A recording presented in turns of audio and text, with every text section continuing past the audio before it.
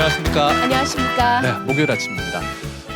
저희 큰애가 6살이니까요. 예. 이제 뭐 장가도 보내고 그러려면 한 25, 6년 더 있어야 되고 예. 그러면은 제 나이가 한 70 정도가 예. 되고 또 그러고 나서 저희 집사람이랑 뭐 재밌게 살고 예. 그러려 한 2, 30년 그럼 금방 100살이네요. 아, 그러네요. 그러면은 인생 100세 계획이 다 나와 있으시군요. 돈 버는 것도 중요한데 예. 어떻게 하면 건강하게 살 수 있느냐가 진짜 고민일 것 같은데요. 예. 예. 윤인구 아나운서만 그런 거 아니죠? 오래 살고 싶으시죠? 건강하게 병 안 걸리고 그중에 그럼요. 특히 암 안 걸리고 싶으시죠? 그럼 오늘 꼭 보셔야 합니다. 암에 걸리지 않고 건강하게 오래 사는 법에 대해서 강의해 주실 분을 모셨습니다. 서울대학교 암연구소장이신 송용산 교수님, 큰 박수로 환영해 주시면 고맙겠습니다. 어서 오십시오. 어서 오십시오, 교수님. 안녕하십니까, 교수님. 반갑습니다. 네, 안녕하세요. 안 그래도 교수님 예. 저희 집안 어르신들 좀 장수하시는 분들이 많아서 저도 그럴 거라고 이제 감히 생각을 하는데 네. 네. 어떻게 건강하게 오래 사느냐가 중요한 것 같아요. 그렇죠. 요새 의학계에서 화두가 되고 있는 거는 그 기대 수명, 평균 수명이 이제 늘고 있기 때문에 건강하게 살 수 있는 평균 수명을 따라가는 건강 수명을 만들려고 그러죠. 그래서 제일 이상적인 거는 평균 수명과 기대 수명의 일치를 만들려고 하는 노력입니다. 예. 건강하게 사는 게 중요하죠. 네. 그러니까요. 건강하게 살고 싶어서 이렇게 인터넷 같은 거 검색해 보시죠. 정보가 너무 많아서 네. 뭐가 진짜인지 뭘 믿어야 하는지 모르겠어요. 예, 요새 정보화 시대가 돼갖고 정보가 너무 과도하게 많은데 제가 생각할 때 결국 제일 중요한 거는 저희가 일상 늘 생활하는 반복적으로 아주 사소하게 하는 거를 그 정확하게 건강하게 어떻게 하면 되는가를 따라가는 게 제일 중요할 것 같아요. 그러니까 생활 습관이 제일 중요할 것 같습니다. 네. 그 말씀은 뭐니 해도 미리 막는 게 중요하다는 말씀일 것 같아요. 그렇죠. 예방이 제일 중요하죠. 예. 예. 그러니까 하여간 오늘 교수님 강의만 열심히 듣고 그대로만 하면 암 안 걸리고 건강하게 오래 살 수 있는 거죠?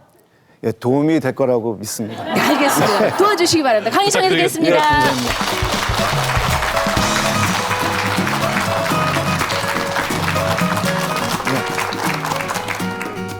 예, 강의를 시작하겠습니다. 오늘 그 강의가 끝난 다음에 모두 기억해 주셨음 하는 내용은 제가 그 암을 예방을 하고 건강을 지키는데 가장 중요하다고 생각되는 원칙 3가지하고 이 3가지를 실천할 수 있는 그 캠페인 그 저희 암병원에서 그 하고 있는 캠페인이 있는데 335 캠페인만 기억을 하고 하시면 됩니다.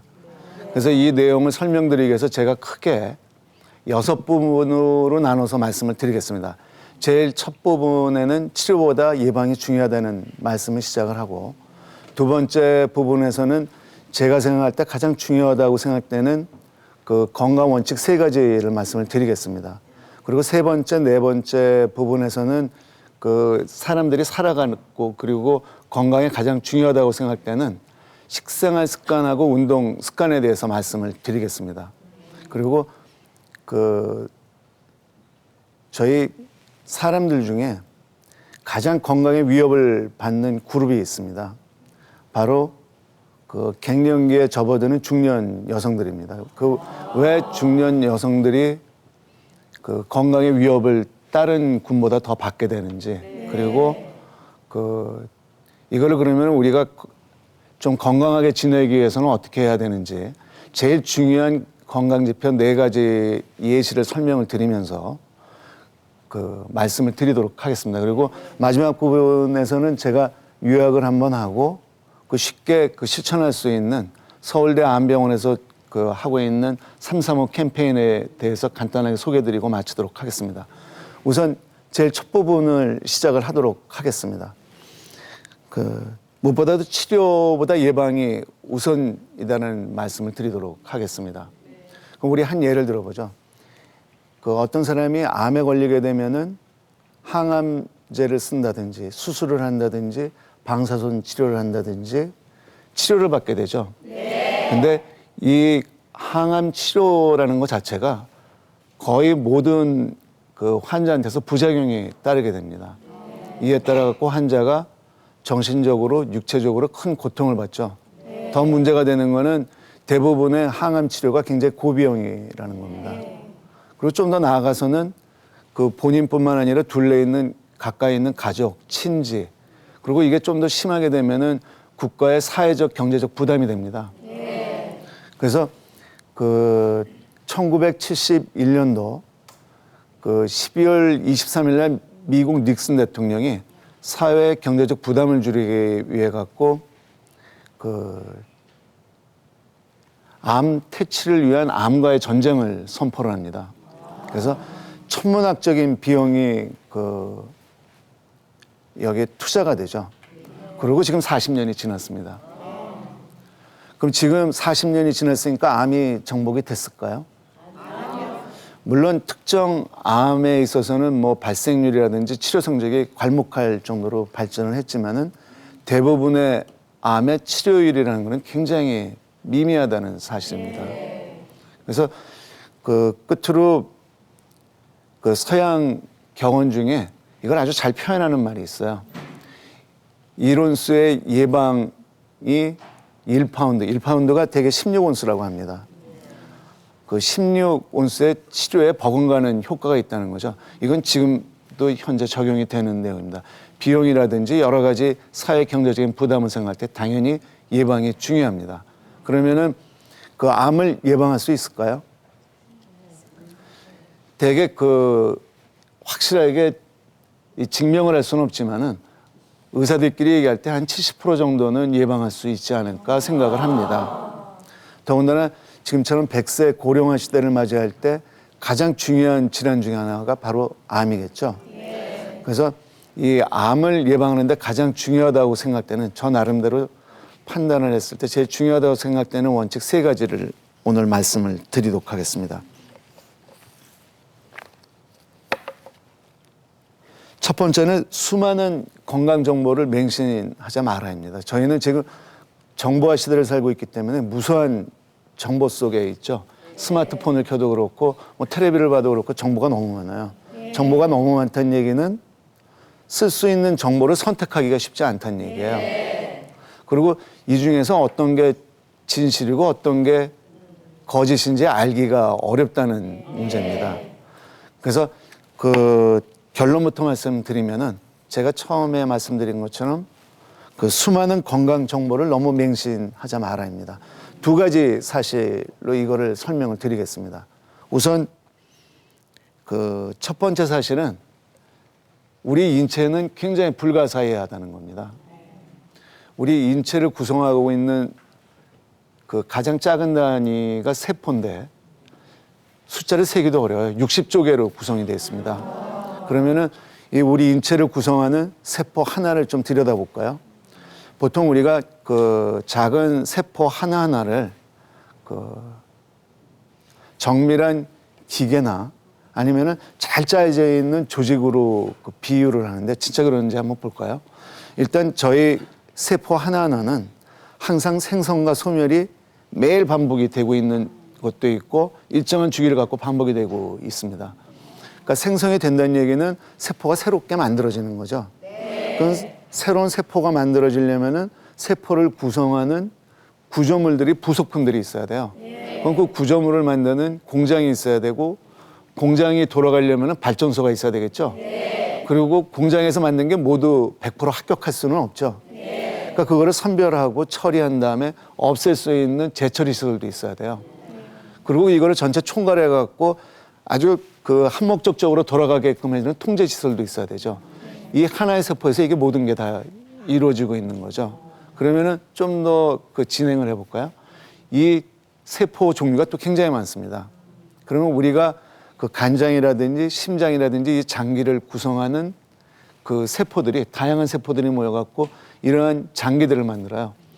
우리 몸에서 절대적으로 필요한 거는 산소하고 영양분이죠. 그거를 원활하게 돌리기 위해서는 심장이 필요합니다. 그리고 여기서 필요한 그 음식물을 섭취한 다음에 에너지로 전환해주는 그 뭐 대장이라든지 소장이라든지 이런 게 있죠. 그리고 간장에서 또 해독작용도 하고 나중에 노폐물이 나오면 바깥쪽으로 배설을 하지 않으면 계속 누적이 되겠죠. 이거를 전체적으로 총괄해주는 또 센터가 하나 있어야 돼요. 그러니까 우리 몸이라는 거는 거의 불가사의한 생명체라고 생각을 합니다. 현재까지 만들어져 있는 어떠한 기계도 흉내낼 수 없는 아주 정밀한 기계로 비유할 수가 있겠죠. 근데 이처럼 정밀한 기계를 저희가 어디가 좀 건강이 안 좋아서 고장이 났다고 가정을 할 때 어떤 한 가지를 고쳐갖고 그거를 쉽게 짧은 시간 내에 고칠 수 있는 경우도 물론 있겠죠. 그렇지만 대부분의 경우에 있어서는 거의 불가능하다고 생각을 하면 됩니다. 그러면은 저희가 어떤 마음으로 건강에 대해서 대해야 되냐면은 마음가짐은 농사를 짓는 농부의 마음으로 대해야 된다고 생각을 합니다. 그러면은 우리가 벼농사 짓는 과정을 한번 생각을 해볼까요? 봄에 씨를 뿌리고 그리고 비료를 주고 농약을 주고 열심히 정성껏 가꾸죠. 그리고 모내기를 한 다음에 시간이 지나면은 가을에 결실이 맺어갖고 수확을 해요. 그러니까 똑같은 마음을 가져야 됩니다. 정성과 시간을 들여야 되지 갑작스럽게 어떤 특정한 비방을 갖고 짧은 시간에 좋아지는 거를 기대하는 거는 너무 과한 욕심이죠. 그러면은 두 번째 사실을 말씀을 드리겠습니다. 저 같은 의사들이 최근 20년 동안 활용하고 있는 가이드라인이 있습니다. 그거를 근거 중심 의학이라고 합니다. 무슨 얘기냐면은 의사들이 어떤 의학적인 판단을 하고 처치를 하는 데 있어서 가장 가이드라인으로 사용하고 있는 거를 근거 중심 의학이라고 해요. 뭐 잘 아시겠지만 의사는 사람을 다뤄야 되기 때문에 공부를 많이 해야 될 것 같죠? 네, 실제로 공부를 굉장히 많이 합니다. 특히 20년 전부터 근거 중심 의학이 나온다면은 끊임없이 계속 따라가야 돼요. 1980년도 말에 근거 중심 의학이 나오던 배경이 환자를 치료하는 게 의사마다 다르면은 우리가 물건을 구매할 때 판단하기가 쉽지가 않죠. 요새 무수히 많은 정보가 있는 것처럼. 그래서 환자한테 최선의 치료를 하기 위해 갖고 체계적인 연구 결과를 통해서 얻어진 과학적인 근거가 있는 판단을 한 다음 환자를 처치하는 것을 지침해주는 가이드라인이에요. 그래서 이게 90년 초반에 확산이 되면서 건강에 관계되는 생명과학 분야까지 전부 확장이 돼 갖고 현재 근거 중심 의학의 근거를 두고서는 대개는 얘기를 하게 하죠. 왜냐하면은 한 번 망가진 건강은 회복이 잘 안 되기 때문에 그렇습니다. 그러면은 근거 중심 의학은 완벽할까요? 사람이 하는 거는 완벽할 수가 절대 없죠. 물론 현재 근거 중심 의학에 대해서도 논란이 굉장히 많지만은 현재 20년 동안 별탈 없이 진행이 되고 있고 가장 신뢰성이 있고 이를 대별할 수 있는 방법이었기 때문에 오늘 제가 말씀드리는 내용은 근거 중심 의학의 근거를 두고 말씀을 드리겠습니다. 근거 중심 의학에서 가장 신뢰성이 높은 연구 결과라는 것은 잘 계획된 연구 계획서 아래서 잘 통제되어 있는 상황 아래 무작위로 추천한 두 군을 나눈 다음에 A란 방법이 B란 방법이 좋은지 두 환자군을 대상으로 해갖고 두 군을 대상으로 해갖고 무작위 연구를 했을 때 비교 연구를 해서 나온 결과가 가장 신뢰성이 높은 근거라고 합니다. 말도 굉장히 복잡하죠. 근데 건강에 관계되는 대부분의 정보들이 이걸 하려면은 비용과 시간이 엄청나게 소모가 돼요. 네. 그래서 대개는 큰 제약회사에서 개발한 약제들 위에는 하기가 어렵다는 점이 있습니다. 물론 미국처럼 이렇게 잘 사는 나라인 경우에는 매년 3조 원씩 이러한 거를 진행을 하는데 환자 대상할 수 있는 군도 굉장히 제한적이고 보통 암이 발생하려면 한 5년 내지 10년 정도 필요하다 그러는데 그 기간을 기다리기에는 너무 시간이 빨리 지나가죠. 그래서 이 연구를 하기가 어렵기 때문에 후양적 연구를 합니다. 후양적 연구라는 거는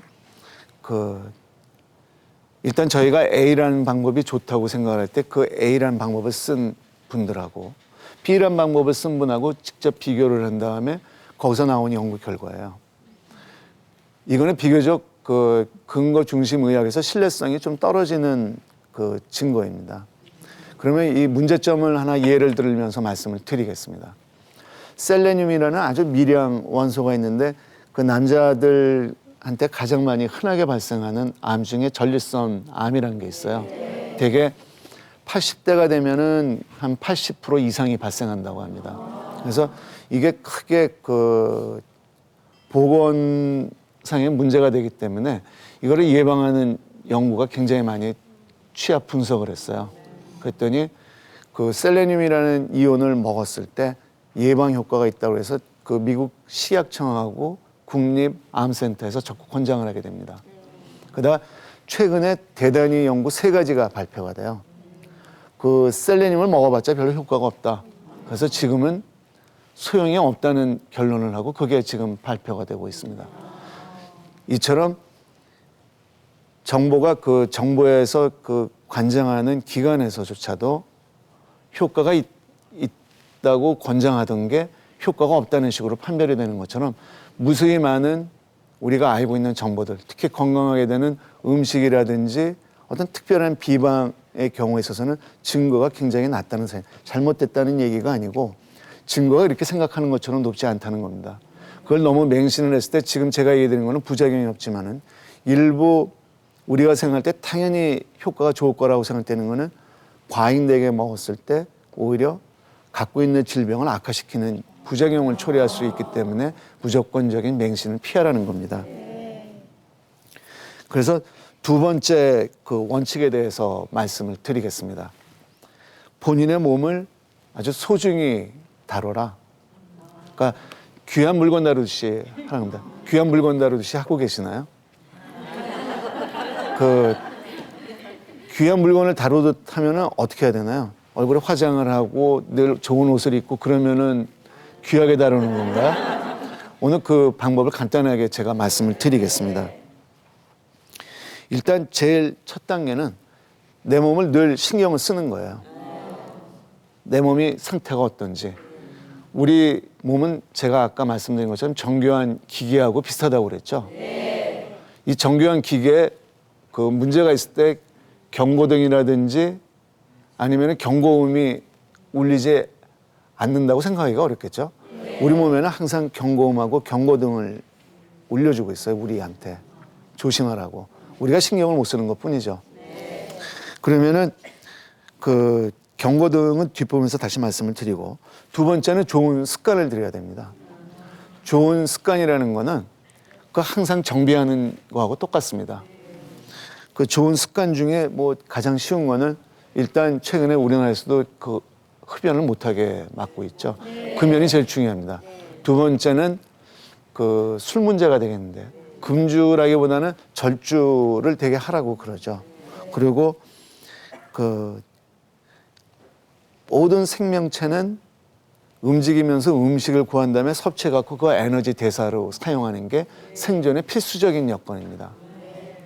생존의 필수적인 이 움직임과 음식은 건강에도 가장 중요한 그 인자들이 됩니다. 그래서 그 음식, 식생활 습관하고 운동 습관을 저희가 가장 잘 들이면은 건강을 유지하는 데 도움이 된다는 내용입니다. 그러면 우선 좀 구체적으로 그 들어가기 전에 인체는 정밀한 기계와 같다고 그랬죠?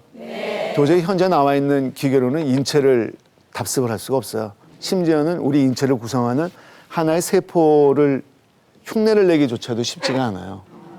그러면은 뭐 미흡하긴 하지만은 그 최근에 자동차 발전이 워낙 빨라지니까 자동차 비유를 한번 해볼까요?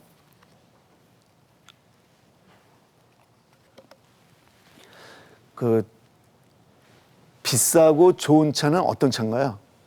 제가 생각하는 비싸고 좋은 차는 제가 의사라서 그런지 모르겠는데 예, 잘 달리고 고장이 안 나면은 좋은 차라고 생각을 합니다.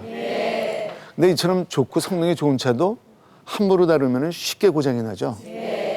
그리고 좀 약간 질이 떨어지는 차들, 그 언뜻 생각이 잘 안 나지만은 그 2차 대전 때 나온 차를 뭐 누가 사용을 했다든지 우리나라에서 70년 중반에 폭발적인 인기를 했던 포니를 지금도 사용하는 분들이 있고 그거를 뭐 개량해 갖고 쓴다는 분들도 있잖아요. 그러니까 제가 말씀드리고자 하는 거는 항상 관심을 갖고 애정을 갖고 잘 그 관리를 하면은 그 오래 쓸 수 있다는 말씀입니다.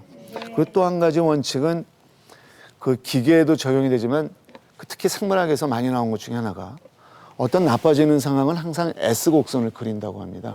그러니까 천천히 나빠지다가 일정한 순간이 됐나부터는 급격히 나빠져요. 그러니까 상당한 기간 동안에는 이거를 보완해 줄 수 있는 시간을 주는 거죠. 기계보다 훨씬 더 빨리 나빠져요. 그러니까 기계는 새로 바꾸면 되지만 우리 인체는 바꿀 수가 없죠. 그러니까 항상 그 우리 몸에 신경을 써야 됩니다. 그러면은 그 어떻게 저희가 그 신경을 쓸 수 있을까요? 경고음을 관찰하면 됩니다. 그럼 경고음이 어떤 게 경고음이 될 수 있을까요? 그렇죠. 대개 경고음은 크게 두 가지로 분류를 할 수가 있습니다. 하나는 응급 상황에서 우리가 빨리 대처를 해야 될 때 들어오는 경고음이 있고 좀 비교적 좀 천천히 교정을 해도 되는 비응급 상황에서 들어오는 경고음이 있어요. 경고음은 제일 중요한 거는 바로 통증입니다.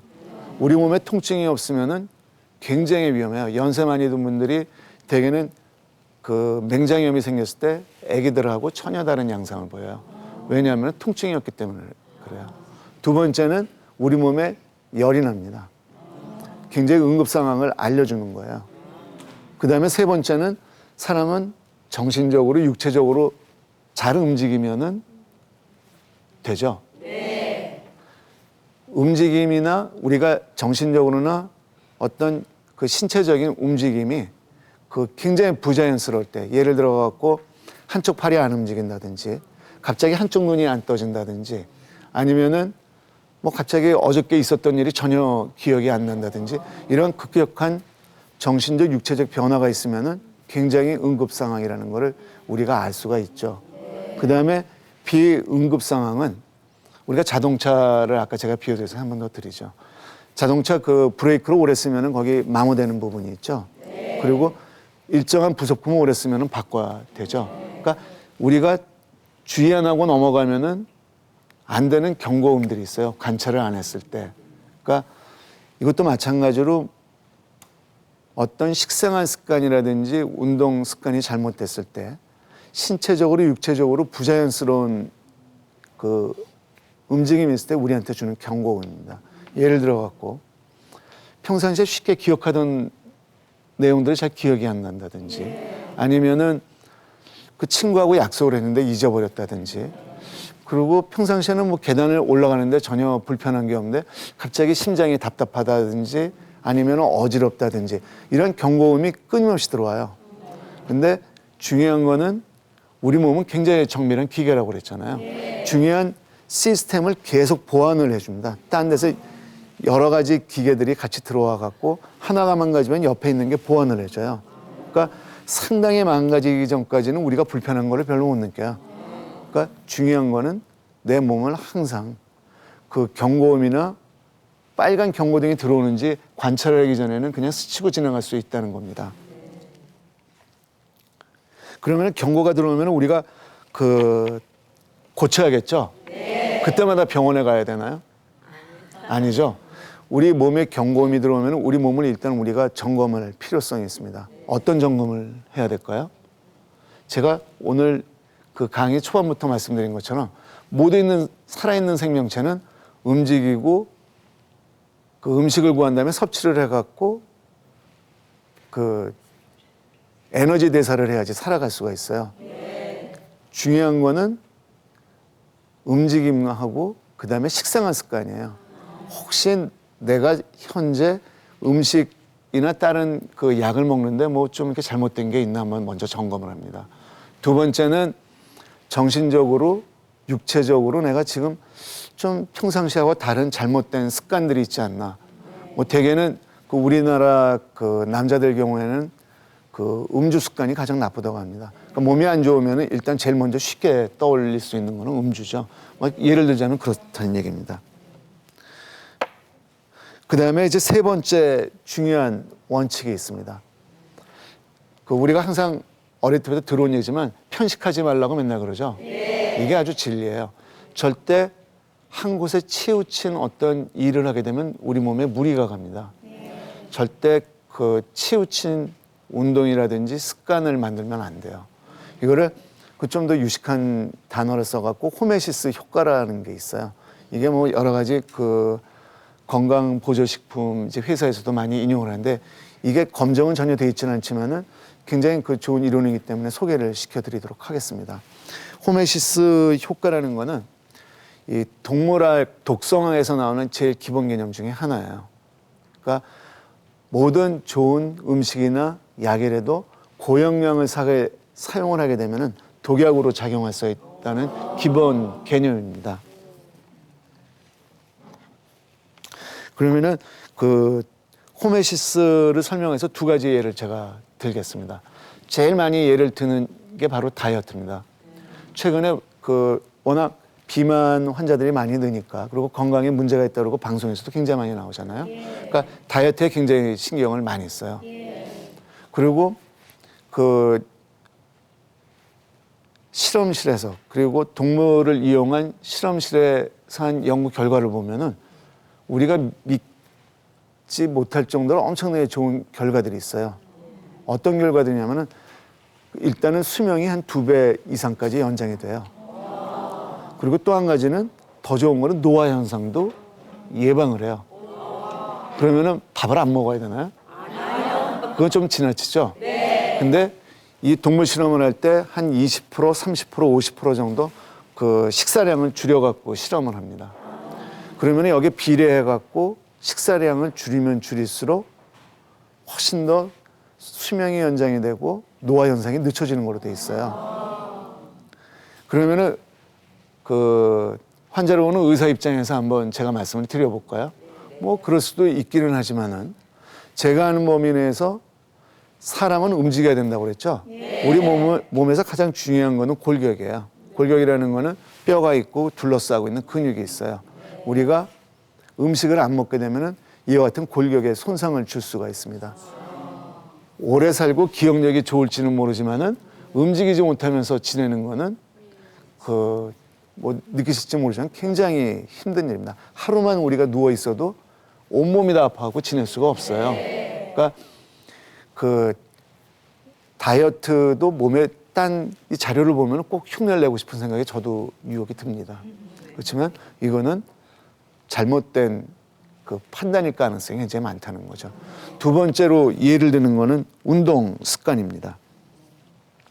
운동을 많이 하면 좋죠. 그렇죠? 그리고 진짜로 운동에 대해서 나오는 거는 불로장수의 명약이라는 얘기까지 합니다. 뭐 그 정도까지는 아닐지 모르지만은 건강의 묘약인 것만은 확실합니다. 그 운동이 좋다고 하루 종일 운동을 하면 어떻게 될까요? 그리고 또 다른 예를 들어볼까요? 그래도 뭐 일정한 양을 하면 좋지 않겠나. 그러면 20대 그 국가대표 선수하고 80이 된 연세가 많이 든 건강한 분하고 두 분하고 운동에 몸이 좋다고 하루에 3시간씩 달리기를 시킵니다. 몸에 좋을까요? 심장이 안 좋은 분한테 1시간 동안 요새 속보가 좋으니까 건강에 좋게 1시간씩 속보를 하라고 그러면은 그거는 죽으라는 얘기하고 똑같아요. 그러니까 자기 체질에 맞는 정확한 내 몸의 경고음을 바라보면서 하는 게 제일 중요하다는 얘기입니다.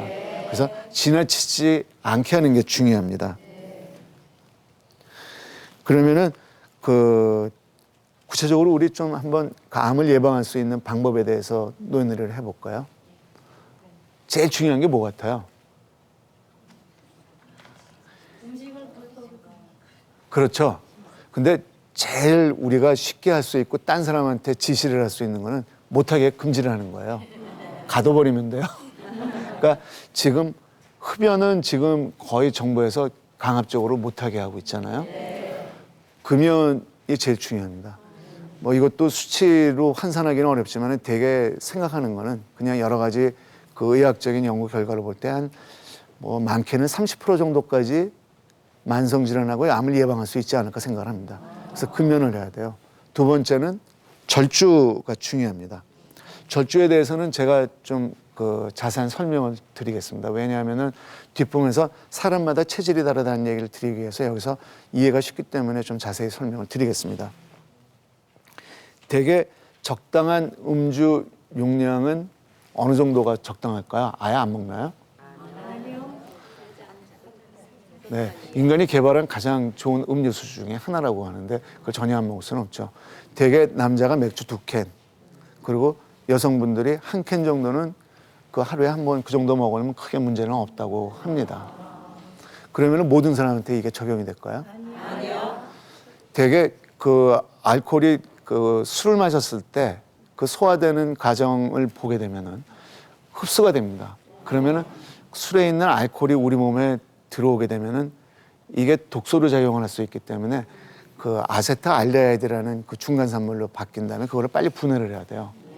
그때 작용하는 효소 한 가지가 있는데 아세트알데히드 디하이드로게네이즈라는 좀 긴 이름의 효소가 있어요.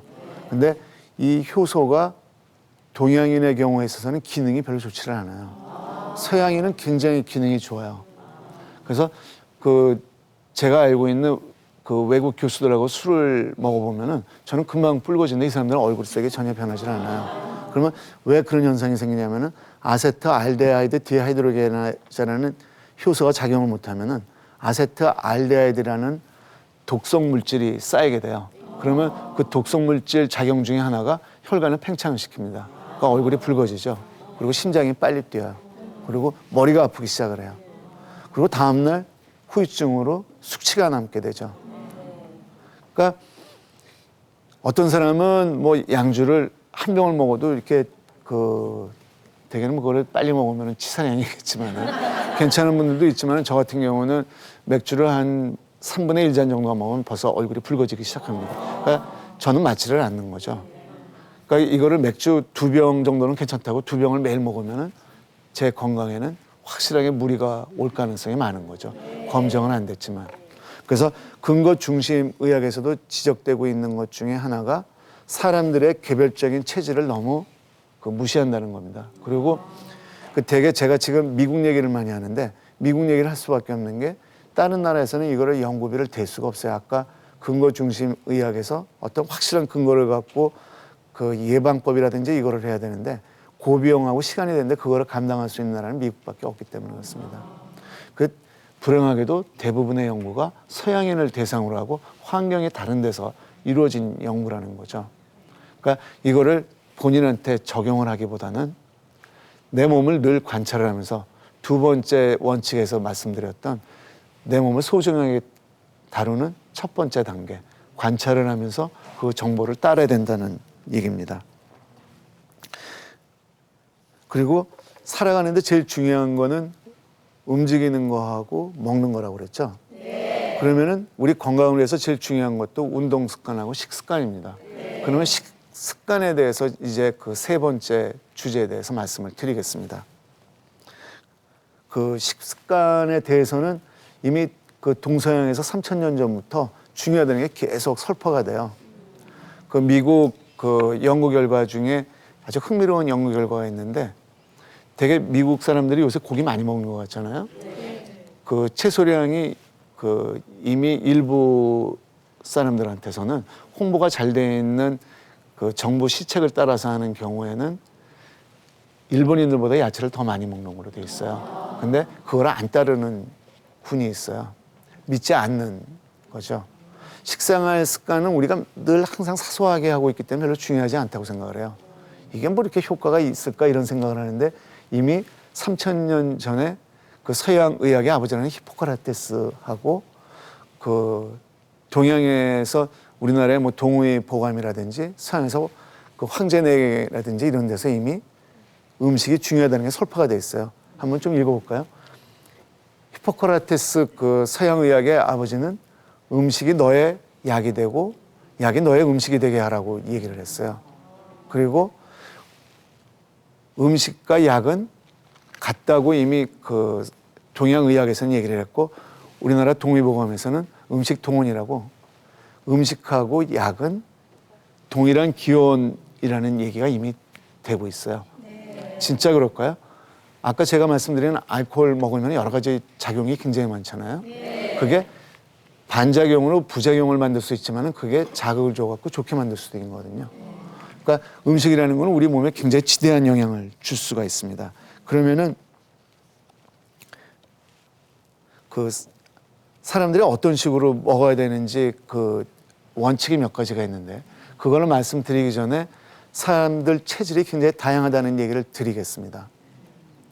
그 사람은 인종, 그리고 살고 있는 지역, 그리고 또 그 지역에서도 자기가 살고 있는 환경, 그 다음에 나이, 성별, 직업에 따라 엄청나게 체질이 달라요.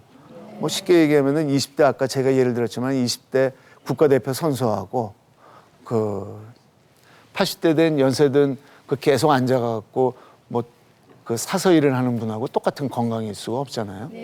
당연히 체질이 다르고 음식하고 운동 습관은 달리해야 되는 게 정답이죠.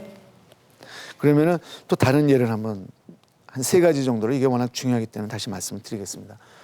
제 아내 되는 사람이 쑥하고 국화꽃에 알레르기가 굉장히 심해요. 그래서 그 가을에는 밖에 잘 나가지를 못해요.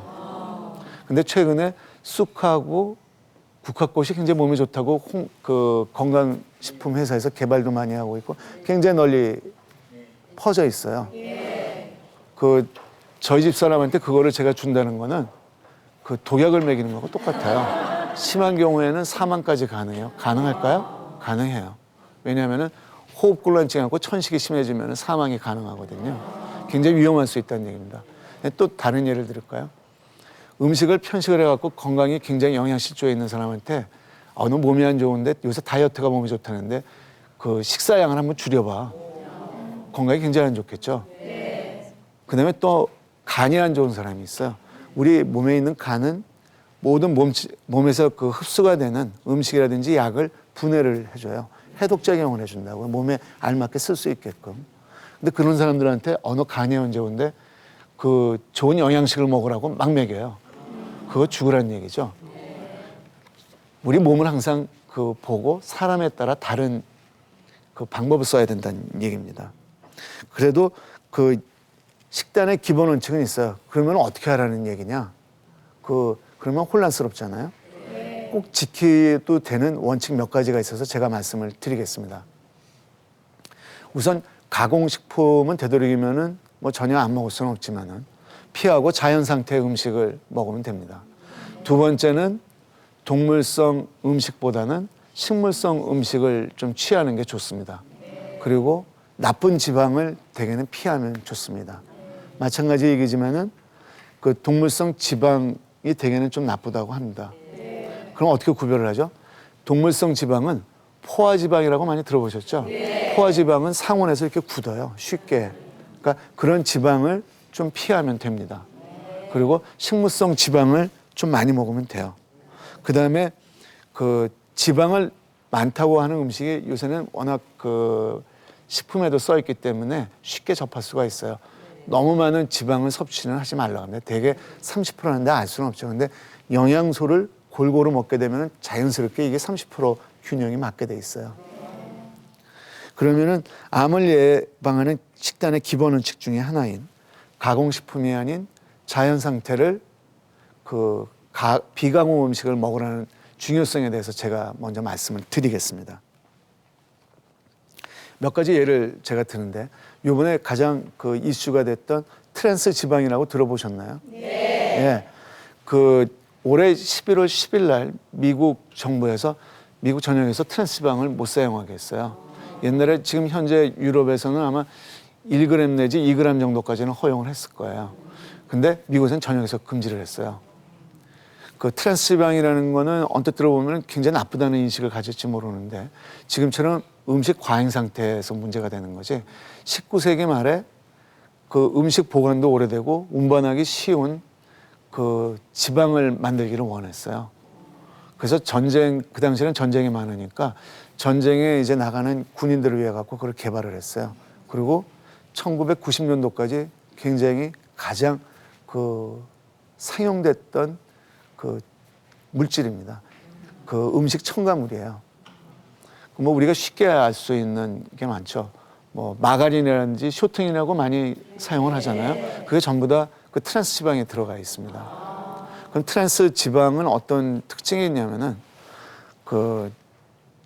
일단은 지방을 조금 사놓은 다음에 며칠 지나면은 산화가 돼갖고 맛이 없어갖고 못 먹어요. 그리고 뭐 건강에 좋을 것 같지도 않고. 근데 이거는 굉장히 보관 기간을 오래 해줄 수가 있어요. 그리고 이게 좋은 장점은 음식을 만들었을 때 저는 이제 그 영양 전문가니까 잘 모르겠지만은 맛이 굉장히 고소해진답니다. 그리고 바삭바삭해진대요. 그래서 이거를 그 음식이나 과자나 뭐 이런 걸 만들 때 첨가를 안 할 수가 없대요. 근데 이 트랜스 지방을 먹었을 때 몸에 무조건 나쁜 게 아니고 그 우리 심장 같은데 이 지방 같은 거를 쌓이게 해갖고 심혈관 질환을 굉장히 높이는 걸로 돼 있어요. 그래서 이 미국에서 이 트랜스 지방을 사용을 안 했을 때 그 손해 보는 것보다도 건강에 투자하는 그 건강보험 비용이 적기 때문에 이거를 전면 금지시킨 거죠. 6개월 유예 기간을 두고서 진짜로 효과가 있으면 전면 금지를 하기로 결정을 한 걸로 알고 있습니다. 두 번째 예를 들을까요? 그 우리 음식을 대개는 불이라는 건 엄청난 그 발명품이에요. 어떻게 보면 개발품이라고 얘기할 수도 있지만 그러면은 음식을 전부 익혀서 드시죠. 그리고 기름에 튀겨서도 먹고 기름도 좋은 기름이 있고 나쁜 기름이 있잖아요. 식물성 기름은 좋다고 그러죠. 그러면 올리브유도 좋고 뭐 여러 가지 요새 뭐 이름도 모르는 좋은 기름들이 굉장히 많아요. 그거를 쓰면은 괜찮을까요? 되게 그 기름을 오래 두면은 산화가 된다고 그랬잖아요. 그래서 트랜스 지방을 사용하면은 산화가 좀 천천히 되는데 그 빛이 된다든지 바깥쪽에 노출이 된다든지 특히 이렇게 고열을 가하게 되면은 이게 그 영양학 하는 분들이 산화가 된답니다. 이 산화된 지방은 아무리 좋은 지방이라 하더라도 지방 콜레스테롤을 굉장히 빨리 올려준다고 해요. 그러니까 음식을 가공하는 거는 별로 그 바람직한 건 아니죠. 되도록이면 불가피된다면은 많이 가공을 안 하는 게 좋다는 얘기죠. 그러니까 음식이라는 거는 가공을 되도록이면 안 한 상태가 좋습니다. 있는 그대로 먹는 게 좋습니다. 또 다른 예를 뭐 너무 많아갖고 그 예를 전부 일러줄 수 없지만은 최근에 또 유행하고 있던 것 중에 하나가 그 다크 초콜릿은 많이 먹으면 건강에 좋다고 그러잖아요. 거기에 그 식물성 케미칼, 파이토 케미칼이라는 게 들어가 있어요. 폴리페놀이라는 게. 그게 우리 건강에 굉장히 좋아요. 그래서 그 살은 안 찌면서 코카 성분에 있는 다크 초콜릿을 먹으면 좋다고 하는데 그게 맛이 별로 없어요. 드셔봤는지 모르겠는데. 그러면은 우유하고 먹으면은 좀 먹을만 해요.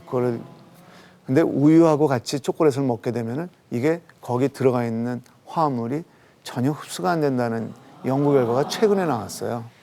그러니까 되도록이면은 그 자연 있는 그대로 우리가 옛날부터 그 조상 때부터 먹던 조리법이나 섞어서 먹는 경우는 대개는 없는 것 같아요. 그 다음에 그 두 번째로 이제 영양소 균형을 맞추는 방법에 대해서 말씀드렸잖아요. 영양소 균형에 대해서는 제일 중요한 거는 다양한 과일과 야채를 먹는 방법입니다. 왜 다양한 과일과 야채를 먹어야 되죠? 되게 많은 그 후양적 연구 결과를 보면은 이건 상당히 신뢰성이 있어요. 그 암을 예방한다든지 노화를 예방한다든지 수명 연장하는 효과가 있다는 게 이미 많이 밝혀졌어요. 뭐 지중해 식단이니 뭐 요새 굉장히 많이 들으시잖아요. 그걸 통해 갖고 이미 밝혀진 사실입니다. 그러면은 그 과학적인 근거가 있을까요? 과학적인 근거가 단편적인 건 있지만은 왜 그런지는 잘 몰라요. 대개 저희가 생각할 때 채소하고 과일에는 각종 그 비타민도 많고 미네랄도 많고 좋은 식이섬유도 많고 그중에서 이 식물에만 있는 특이성물이 있습니다. 파이토케미칼이라는 식물성 화합물이 있어요. 그 보통 그게 구조물이 그 폴리페놀이라고 저도 잘 모르는데 그 화학 구조물을 갖는 화합물이라고 합니다. 보통 한 5천여 종 이상 알려져 있는데 이 효과들이 약간씩 차이가 나면서 전부 다 건강에 좋다고 해요. 여기서 보면은 블랙, 까만색, 초록색, 빨간색, 노란색, 하얀색 뭐 굉장히 다양하잖아요. 이렇게 다양하게 먹어야 되나요? 하나만 먹으면 안 돼요? 이것도 한쪽에 치우치면 안 좋아요. 신기하게 이 식물 색깔들을 나타내는 게 각 다른 화합물이 다른 색깔을 나타내요. 그리고 음식의 향이라든지 맛이 다른 효과가 있습니다. 그러면은 그 파이토케미칼은 그 사람을 위해 갖고 일부러 만들었을까요? 파이토케미칼이라는 거는 식물이 자기 생존을 위해서 만드는 물질이에요. 그러니까 외부에서 들어오는 어떤 위해가 있을 때, 그러니까 바깥쪽에서 태양에서 들어오는 그 자외선이라든지 아니면은 그 해충도 많고 바이러스도 많고 박테리아도 있고 그래요. 식물에도. 걔네들이 들어오면 고사를 하기 때문에 걔네 자기를 보호를 하기 위해 갖고 일종의 항생제 역할하는 독소 역할을 하는 겁니다. 근데 사람들은 이거를 계속 음식으로 섭취를 하게 되면서 몸에 적응이 돼 갖고 그거를 좀 더 나은 방향으로 나가게끔 어떤 방어 기전이 작동을 하게 되는 거죠. 그래서 이 작용 기전이 조금씩 다르기 때문에 다양하게 먹으면 먹을수록 좋다는 겁니다. 그거 요령은 바로 이것처럼 각자 다른 색깔의 그 과일하고 야채를 섞으면 좋은 거예요. 자연스럽게 여기에 섞여 있어요. 그러면은 그 이 식물성 화합물이 몸에 좋으니까 많이 먹으면 좋은 거예요? 그러면은 또 몇 가지 예를 제가 들어보죠. 그 콩이 몸에 좋다고 요새 굉장히 많이 합니다. 콩에는 고급 단백질도 들어있고 섬유소도 많고 그리고 아이소플라본이라고 최근에 이제 호르몬 효과에 대해서 굉장히 논란이 있은 다음에 그 식물성 여성 호르몬 때문에 이게 굉장히 그 각광을 받았죠. 석류하고 같이. 물론 몸에 굉장히 좋은 음식이에요. 근데 콩이 좋다고 하루 종일 콩을 먹으면 어떻게 될까요? 그럴 분도 없지만은 못 먹어요. 질려갖고.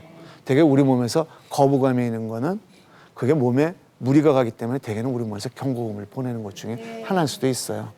더군다나 이게 몸이 좋다고 무리하게 먹었을 때 일단 비만은 해지죠.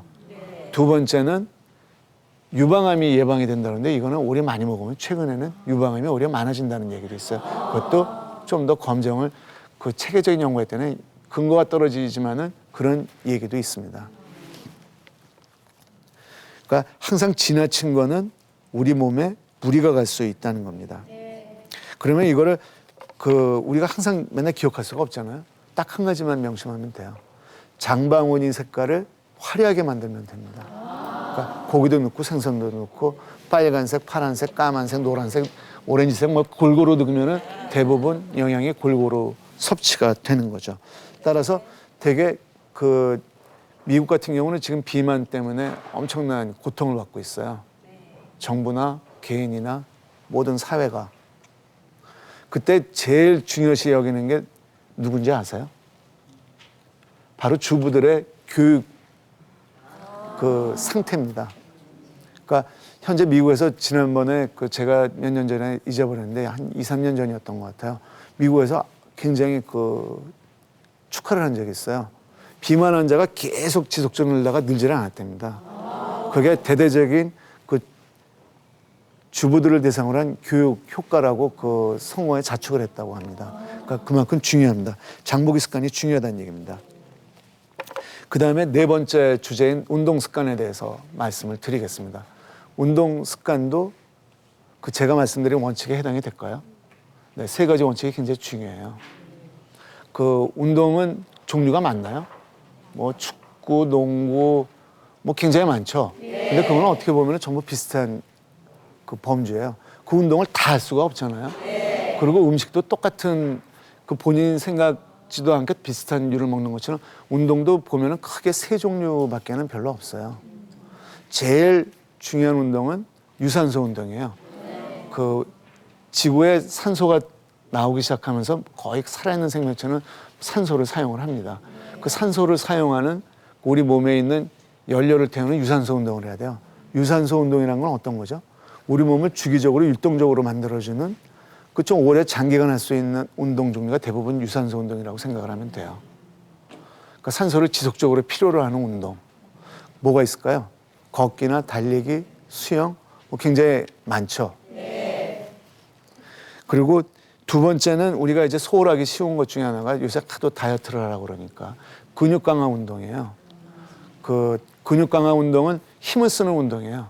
우리 몸에 힘이 없으면은 그 자동차의 엔진 그 파워가 없는 거와 똑같아요. 힘이 없으면 잘 못 돌아다녀요.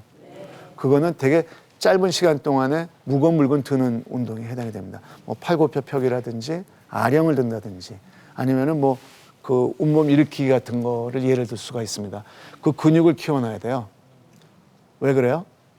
이거 뒷부분에서 얘기를 하겠지만은 운동을 안 하게 되면은 30대부터 서서히 근육이 떨어지기 시작을 해요. 그리고 아까 S자 모양으로 떨어진다고 그랬잖아요. 처음엔 떨어지는 속도가 천천히 되기 때문에 본인이 의식을 못 해요. 어느 순간부터 갑자기 가속도를 내기 때문에 본인이 계속 경고음을 듣지 않으면 위험할 수 있다는 겁니다. 그 다음에 세 번째는 그 우리가 위험한 반응에 반응을 할 수 있는 유연성 운동이에요. 제일 좋은 게 뭔가요? 그 스트레칭이죠. 그러니까 온몸을 기지개를 한번 핀다든지 그 되게 우리 관절은 움직이는 그 구간의 범위가 있어요. 그 구간의 범위를 다 움직이는 게 중요해요. 그러니까 대개는 소홀히 하는데 오십견이라는 것도 그 자기가 쓰는 필요한 근육만 사용을 하거든요. 관절을. 근데 그거 시간이 별로 걸리질 않아요. 해보시면은. 그거를 전부 다 한 번씩 아침에 한번 움직여 보는 거죠. 그러면은 그 운동은 어느 정도 강도로 어느 정도 하면 좋을까요? 그렇죠. 자기한테 맞게 적정하게. 그리고 약간 땀이 나고 약간 심박동수가 빠른 정도. 약간 우리 몸에는 자극이 들어오는 게 좋다고 합니다. 그게 도움이 된다고 해요. 아까 그 파이토케미컬을 얘기하면서 일종의 독소라고 그랬잖아요. 이게 아마 틀림없이 초반에는 독소로 작용을 했을 거예요. 근데 그 독소를 우리 몸에서 받아들이면서 자극으로 받아들이면서 그게 좋은 반응을 일으키는 것 거예요. 우리 몸은 약간의 자극이 항상 있어야 돼요. 거기에 반응을 해갖고 건강한 상태가 되기 때문에. 그러면 이제 그 5번째 주제에 대해서 말씀을 드리겠습니다. 아까 건강에 가장 위협을 받는 집단이 있다고 그랬죠. 바로 갱년기에 접어든 중년 여성입니다. 그 왜 그럴까요? 그 애들이 입시가 되고 그래서 스트레스를 받아서 그러시나요? 물론 그렇죠. 그때 상황이 그 애들이 어떤 그 급격한 변화를 겪는 때가 됩니다. 되게 뭐 입시 처리된다든지 그렇지 않으면은 시집장가를 보낸다든지 뭐 여러 가지 그 가장 큰 일들이 많은 때예요. 거기다가 더불어 갖고 그 여자들은 아기를 낳는 그 축복을 받기는 했지만은 그에 상응하는 또 이렇게 상당히 그 불편한 점들이 많아요. 그 중에 하나가 그 달달이 있는 그 생리를 겪게 되죠. 우리가 생각하면은 단순하게 생각할 수 있지만은 그 생리 주기를 보게 되면은 2가지 호르몬이 아주 급격하게 변하는 걸 볼 수가 있어요. 이 2가지 호르몬이 우리 뇌부터 혈관하고 모든 데에 영향을 줘요. 그러니까 한 달에 2번 이렇게 큰 변화를 겪는 거죠.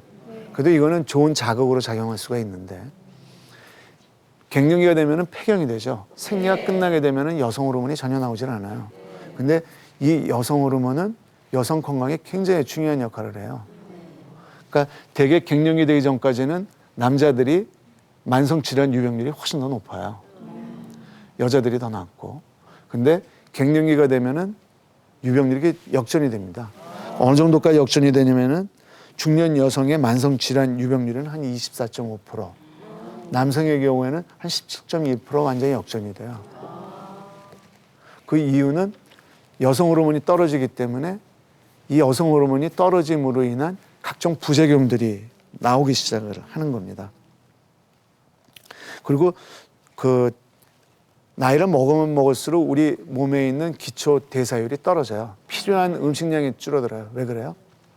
아까 제가 그 우리 몸에서 새로운 세포가 계속 만들어서 공장을 돌린다고 그러잖아요. 그 공장을 잘 돌리려면 굉장히 효율적인 발전소가 있어야 되는데 그 발전소 기능이 계속 기구가 낳고 하니까 노화가 돼요. 이 자체가. 그러니까 옛날처럼 똑같은 운동량과 식사량을 하게 되면 그게 효율적으로 사용이 안 되고 자꾸 지방으로 쌓이게 되기 때문에 살이 찝니다. 그게 여성 호르몬이 떨어지게 되면 아주 극가속화를 해요. 그러니까 남자들보다 훨씬 더 건강에 위협을 받게 되는 거죠. 그러면 중년 이후에 비만이 늘게 되면은 암이 많이 느나요? 굉장히 많이 늘어요. 그게 뭐 최근에는 약간 어느 정도의 비만이 몸에 좋다고 그러지만 과도한 비만, 그 체지방 지수 뭐 30이 넘게 되면 그거는 심각한 거죠. 그러면은 이처럼 건강에 위협을 받는 이 갱년기에 접어든 중년 여성한테 도움이 되는 건강 지표 4가지를 갖고 설명을 드리도록 하겠습니다. 우선 중년 이후에 비만이 증가한다고 그랬잖아요. 우리 몸에 있는 발전소 기능이 떨어져요. 그 발전소 기능을 유지시키는 방법이 또 있기는 해요. 그것도 우리 생활 습관이에요. 운동을 하면은 그 발전소가 계속 망가지질 않고 잘 가동을 해요. 그리고 최근에는 운동 생리하는 분들은 이 발전소 기능을 계속 유지해 갖고 근력을 유지하려는 연구들을 굉장히 많이 하고 있어요. 근데 아직까지 제일 확실한 거는 이 발전소 기능을 유지해 주는 거는 운동하는 겁니다. 그러면은 비만에 이제 동반이 되면서 중요한 거는 바로 근감소증이에요. 근육량이 30대부터 계속 줄어들기 시작을 해요. 근감소증이라는 거는 지방은 늘면서 근육량은 줄어드는 거예요. 그러면은 왜 근육량이 중년 여성에서 더 가속화되죠? 지방으로 가야 되는 게 전부 근육으로 가지를 않고 지방으로 간다고 그랬죠. 여성 호르몬 감소로 인해서 그렇습니다. 그러면 이거를 유지를 하려면은 운동을 하게 되면 아까 발전소 기능이 계속 역할을 한다고 그랬잖아요. 그리고 어느 정도 선은 우리가 성능이 좀 안 좋은 차라도 관리를 잘하면은 계속 오래 달릴 수 있는 것처럼 우리가 꾸준히 운동을 하면은 이 목부터 얼굴까지 근육은 우리가 교정하기가 쉽지가 않대요. 근데 목 아래부터 근육은 가까운 텔레비 보면은 한 70, 80대 된 남성분들 이렇게 운동한 분들 굉장하잖아요. 그거는 유지할 수 있다고 합니다. 그리고 근감소증을 맞추기 위해서는 유산소 운동하고 근육 운동을 같이 해야 돼요. 왜냐하면은 근력이 떨어지게 되면은 아까 자동차 엔진 파워가 떨어지면 힘이 없는 것처럼 굉장히 안 좋죠. 그러니까 근육량은 계속 같이 저항성 운동, 근력 운동이라고 보통 우리가 하는 아령들기라든지 뭐 앉았다 일어났다든지 이런 운동을 계속해 주는 게 건강에 중요한 거죠. 더불어서 스트레칭하는 거하고 내 몸에 있는 관절이라는 건 내 몸에 꺾어지는 부위예요. 그걸 한번 이렇게 전부 어렸을 때처럼 되는지 한 번씩 점검을 한번 하고 나가시면 도움이 되는 거죠. 두 번째는 중요한 거는 골다공증이에요. 침묵의 살인자라고도 하죠. 이게 왜냐하면은 2가지 문제점이 있는데 하나는 이게 완전히 골절이 와갖고 심각하기 전까지는 저희가 알 수가 없어요. 두 번째는 이것도 마찬가지로 30대부터 서서히 안 좋아져요. 그러면은 뼈는 우리가 생각할 때 굉장히 골격을 이루니까 우리 건물에 있는 골격하고 똑같지가 않아요. 이거는 계속 생성이 되고 소멸이 되는 이 활동적인 조직이에요. 2가지 이 과정이 계속 반복이 돼요. 일부는 계속 망가뜨리고 있고 일부는 계속 생성을 하는데 대개는 30대까지는 생성하는 속도가 더 빨라요. 30대 이후부터는 소멸하는 속도가 빠른데 중년 여성의 경우에서는 여성 호르몬이 이거를 굉장히 늦춰주던 소멸 속도를 억제를 못 해주기 때문에 굉장히 빠른 속도로 증가된다는 겁니다. 이것도 마찬가지로 운동을 하고 규칙적인 운동과 식생활 습관을 통해 갖고 이거를 교정을 해줄 수가 있습니다. 세 번째 중요한 거는 우리 몸에 있는 영양분을 먹었더라도 산소를 제 장소에 전부 공급을 해줘야 돼요. 심혈관 질환이 굉장히 중요하죠. 운동을 하면 이게 좋아져요. 그리고 여성 호르몬이 이게 콜레스테롤 혈관에 지방을 끼게 하는 거를 줄게 하는 역할을 하는데 이게 줄어들기 때문에 급격히 심혈관 질환이 많아져요. 마찬가지로 운동하고 음식을 조절을 하면 이거를 예방할 수가 있습니다. 그 다음에 우리 몸에서 통제하고 있는 뇌가 있죠. 네. 치매가 굉장히 많아지고 있죠. 네. 최근에 여성 호르몬이 이 치매에 관여하는 신경조직과 굉장히 밀접한 관계가 있다는 게 속속들이 밝혀지고 있어요. 그러니까 우리 몸에는 항상 일정한 자극을 줘야 된다고 제가 말씀을 드렸죠. 단기적인 자극을 주게 되면은 기억력도 향상이 되고 수명에도 연장이 되고 여러 가지 도움이 되는데 만성적인 자극, 그러니까 쓸데없는 걱정 그리고 스트레스를 너무 한 3, 4일 이후 주는 정도는 제가 생각할 때는 뭔가 나를 들여다보고 운동을 한다든지 아니면 다른 사람하고 내 생각을 공유를 한다든지 이래갖고 해소하는 게 중요하리라 생각이 듭니다. 그러면은 이제 마지막 주제에 대해서 말씀을 드리겠습니다. 저희 서울대 암병원이 개설이 되면서 어떻게 하면은 암을 좀 더 예방을 할 수 있을까? 그리고 암이 발생한 분들을 다시 재발을 안 하는가에 대해서 많은 분들하고 의논을 한 다음에 쉽게 외우고 쉽게 따라서 할 수 있는 캠페인을 하나 설정을 했습니다. 335 캠페인입니다. 우선 하루에 적어도 30분 이상 일주일에 5일 이상 운동하는 것을 권고를 합니다. 그리고 세 끼 식사를 정확하게 하고 적어도 5가지 야채를 5줌 정도는 매일 섭취하도록 노력을 하는 겁니다. 그리고 체중은 너무 마르지도 않고 너무 찌지도 않게 요새 컴퓨터나 스마트폰이나 이런 데 보면은 다 많이 나와 있어요. BMI라고 돼 있죠. 그거를 대개 23에서 25 정도 유지하라고 합니다. 그래서 335 캠페인입니다. 외우기 쉽죠? 네. 그거를 실천을 하시면 됩니다. 그러면 이제 오늘의 주제에 대해서 마무리하겠습니다. 3가지 원칙이 가장 중요합니다. 우선 건강 정보에 너무 맹신하지 말라는 겁니다. 제가 뭐라고 말씀드렸죠? 현재 나와 있는 건강 정보가 신뢰성이 있는 근거가 있는 건 아직까지 제가 아는 범위에서 그렇게 많지가 않습니다. 그리고 판별하기가 쉽지가 않아요. 저 같은 전문가도 아주 자세하게 그 논문을 보기 전에는 판별하기가 쉽지가 않아요. 두 번째는 내 몸을 소중하게 다루라죠. 제일 첫 단계는 내 몸을 관찰하는 겁니다. 내 몸에 어떤 경고등이 있는지. 세 번째는 항상 치우친 음식이나 운동 습관을 갖지 말라는 겁니다. 그래서 호메시스 효과라고 들었죠. 그러면은 이와 같은 3가지 원칙을 갖고 본인한테 맞는 바람직한 식생활 습관하고 운동 습관을 갖게 되면은 앞으로 축복받은 100세 건강 세대를 맞이할 수 있으리라 믿습니다. 예, 이만 마치도록 하겠습니다. 감사합니다. 잘 들었습니다. 말씀 잘 들었습니다. 네.